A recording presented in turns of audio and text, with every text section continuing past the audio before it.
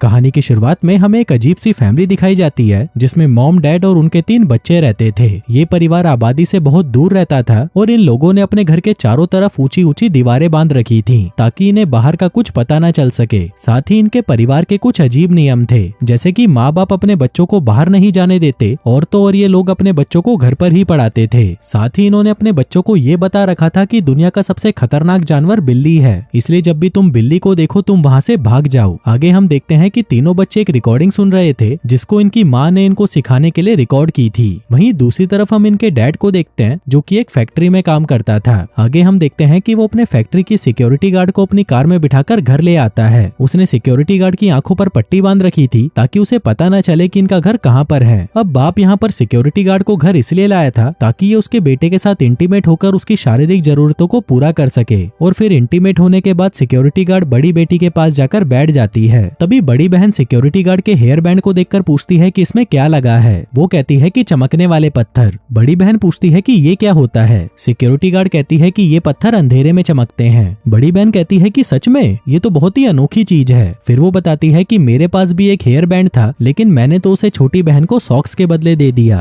अब ये देखकर हमें पता चलता है कि इनके पेरेंट्स ने इन्हें पैसों के बारे में कुछ नहीं बताया। ये लोग अभी भी आदिवासी युग में जी रहे हैं जिसमें लोग अपने सामानों की अदला बदली करते थे और वहाँ पर पैसा नाम की कोई चीज नहीं थी। आगे डैड पूरी फैमिली को इकट्ठा करके उनकी वीडियो बनाते हैं। छोटी बहन कहती है कि मुझे भी सिक्योरिटी गार्ड के साथ बैठकर वीडियो बनवानी है, जिसके बाद उनका बाप इन सभी की वीडियो रिकॉर्ड करके उसे अपने पास रख लेता है। आगे वो सिक्योरिटी गार्ड को उसके बेटे के साथ इंटीमेट होने के लिए पैसे देता है और फिर उसकी आंखों पर पट्टी बांधकर उसे वापस छोड़ आता है। अब रात होती है तो वो सभी लोग डिनर के लिए तैयार होते हैं। अब आप लोग सोच रहे होंगे कि डिनर के लिए कौन तैयार होता है, पर ये भी इनके घर का एक नियम था। वहीं बेटा अपने जूते पॉलिश करके और अच्छे कपड़े पहनकर तैयार हो जाता है और दूसरी तरफ दोनों बहनें भी स्कर्ट के ऊपर शर्ट पहनकर अच्छे से तैयार हो जाती हैं। फिर डिनर के दौरान हमें पता चलता है कि जिस भी बच्चे ने पूरे दिन सबसे अच्छा बर्ताव किया था उसे इनाम दिया जाएगा और इनाम के तौर पर इन्हें कुछ नहीं बल्कि ये बच्चों वाले स्टिकर दिए जाते थे। और जिस भी बच्चे के पास सबसे ज्यादा स्टिकर होते थे उस रात घर में उसी की ही चलती थी,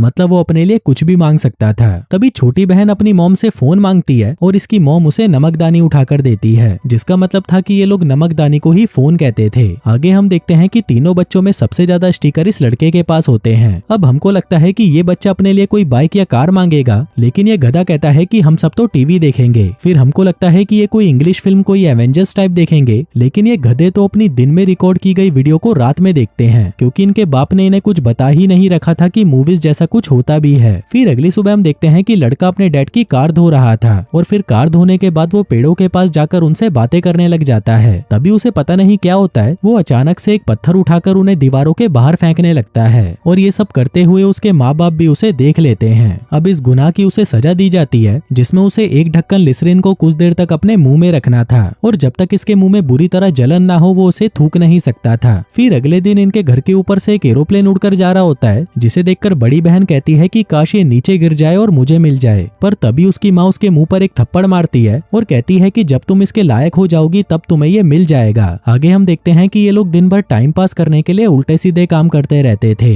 जिसमें ये दोनों बहनें अपने रुमाल पर क्लोरोफॉर्म छिड़कती थी और उन्हें सूंघकर बेहोश हो जाती थी और अब इनमें से जिसको भी पहले होश आएगा वो ये गेम जीत जाएगा। वहीं दूसरी तरफ हम देखते हैं कि मॉम ने अपने रूम में एक टेलीफोन छुपा रखा है जिससे वो अपने पति से बात करती है और उसे अपने घर की करंट सिचुएशन के बारे में बताती रहती है। लेकिन फिर एक दिन बड़ी बहन उसकी माँ की बातें सुन लेती है और उसे लगता है कि उसकी माँ पागल हो चुकी है और खुद से ही बातें कर रही है। आगे हम देखते हैं कि इनका बाप जब घर पर आता है तो घर आने से पहले वो अपनी कार में से खाने पीने का सामान निकालकर उनमें से सभी लेबल्स को हटा देता है ताकि इन लोगों को बाहर के बारे में कुछ पता ना चले। इसके अलावा इनके माँ बाप ने इन लोगों को ये भी बता रखा है कि तुम लोगों का एक और भाई था जो कि एक दिन इन दीवारों से बाहर चला गया, जिसके बाद से वो अब इस दुनिया में नहीं है। अब इनके माँ बाप इन्हें ये सब बातें इसलिए बताते थे ताकि ये लोग कभी भी घर से बाहर जाने के बारे में ना सोचें। फिर अगले दिन रोज की तरह इनका बाप ऑफिस के लिए निकलता है और फिर घर वापस आते वक्त वो अपने कुत्ते को लेने जाता है जिसे उसने ट्रेनिंग के लिए दिया हुआ था, पर तभी ट्रेनर उसे कहता है कि तुम्हारे कुत्ते की अभी 2nd लेवल की ट्रेनिंग जारी है और अभी उसे इसी तरह 5 लेवल को और पूरा करना है। अब क्योंकि बाप को उसका कुत्ता नहीं मिला था तो वो घर पर आकर अपनी पूरी फैमिली को कुत्ता बनाकर उनसे भुकवाने लगता है और ये देखकर हमें पता चलता है कि इनके बाप ने अपने बच्चों की परवरिश कुत्तों की तरह करी है। फिर अगले दिन हम देखते हैं कि बाप सिक्योरिटी गार्ड को लेकर फिर से घर पर आता है ताकि वो उसके बेटे के साथ इंटीमेट हो सके, लेकिन इस बार वो सिक्योरिटी गार्ड लड़के को अपना कीबोर्ड चाटने को कहती है, लेकिन लड़का उसे ऐसा करने से मना कर देता है। जिसके बाद सिक्योरिटी गार्ड बड़ी बहन के पास जाती है और उससे पूछती है कि क्या तुम्हें ये हेयर बैंड चाहिए जिसपे चमकीले पत्थर लगे हैं। बड़ी बहन कहती है कि हाँ मुझे चाहिए। सिक्योरिटी गार्ड कहती है तो तुम्हें इसके बदले में मुझे भी कुछ देना होगा। बड़ी बहन पूछती है कि क्या देना होगा। सिक्योरिटी गार्ड कहती है कि तुम्हें इसके बदले में मेरा कीबोर्ड चाटना होगा। अब क्योंकि बड़ी बहन को वो कीबोर्ड चाहिए था इसलिए वो उसका कीबोर्ड चाटने के लिए मान जाती है। अब कीबोर्ड चाटने के बाद बड़ी बहन को लगता है कि शायद सिक्योरिटी गार्ड को इसमें बहुत मजा आया होगा, इसलिए अब वो भी अपना कीबोर्ड चटवाना चाहती थी। आगे बड़ी बहन छोटी बहन से पूछती है कि क्या तुम्हें ये हेयर बैंड चाहिए। छोटी बहन कहती है कि हाँ क्यों नहीं। बड़ी बहन कहती है तो इसके बदले में तुम्हें मेरा कीबोर्ड चाटना होगा। अब वो छोटी बहन से सबसे पहले अपना कंधा चटवाती है क्योंकि बड़ी बहन को ये पता नहीं था कि कहाँ चटवाने में ज्यादा मजा आता है। आगे बड़ा भाई बाहर अपने एरोप्लेन के साथ खेल रहा था, पर तभी वहाँ पर बड़ी बहन आती है और उसे कहती है कि ये एरोप्लेन मुझे दे दो। जिसके बाद वो उससे वो एरोप्लेन लेकर उसे घर के बाहर फेंक देती है। अब ये लोग घर के बाहर तो जा नहीं सकते थे, इसलिए जब इन बच्चों का बाप आता है तो बड़ा बेटा अपने बाप से कहता है कि मेरा एरोप्लेन बाहर गिर गया है, प्लीज मुझे उठाकर दे दीजिए। तभी उसका बाप अपनी कार में बैठकर बाहर जाता है और बिना कार से पैर बाहर निकाले उस एरोप्लेन को उठाकर अंदर आ जाता है, क्योंकि उसने अपने बच्चों को बता रखा था कि घर के बाहर पैर रखते ही बाहर जो भी शैतान लोग हैं वो तुम्हें नुकसान पहुंचा सकते हैं। इसलिए डर के मारे वो लोग घर के बाहर पैर भी नहीं रखते थे।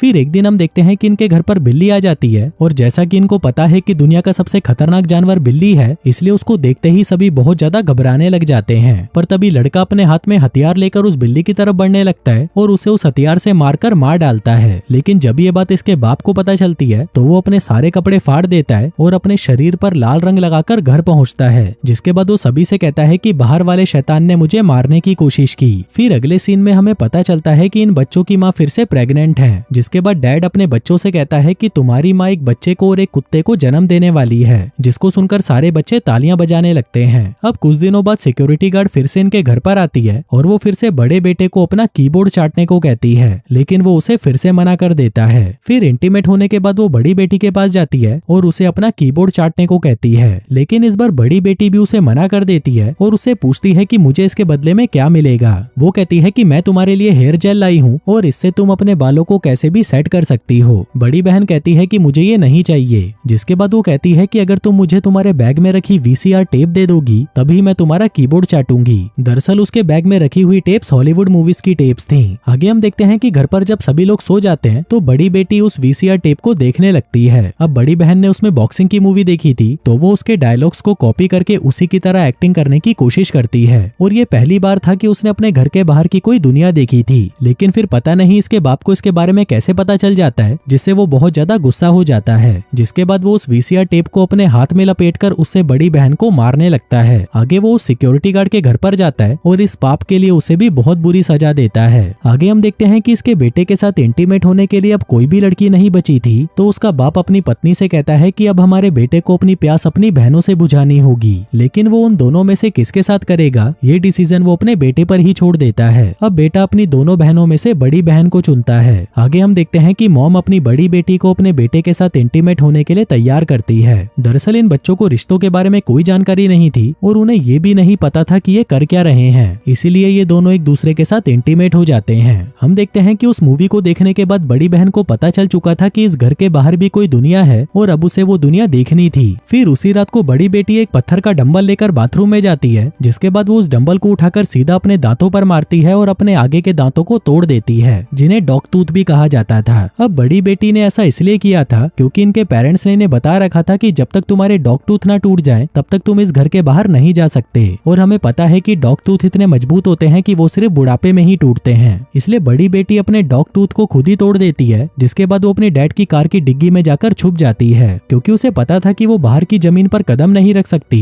इसलिए वो कार की डिग्गी में जाकर छुप गई। जिसके बाद जब उसके बाप को पता चलता है कि उसकी जवान बेटी घर से भाग गई है तो वो सभी लोग घर के बाहर उसे ढूंढने लगते हैं। अब क्योंकि इन लोगों ने उसका नाम रखा ही नहीं था तो वो उसे क्या कहकर बुलाते, इसलिए वो सभी उसे भौंक कर बुलाने लगते हैं। फिर काफी देर बीतने के बाद जब उन्हें उसके बारे में कुछ पता नहीं चलता तो वो लोग वापस घर के अंदर आ जाते हैं। अगले दिन डैड अपनी कार को लेकर अपने ऑफिस की तरफ निकल जाते हैं, जिसकी डिग्गी में अभी भी उसकी बड़ी बेटी छुपी हुई थी। और दोस्तों इसी के साथ ही ये कहानी यहीं खत्म हो जाती है।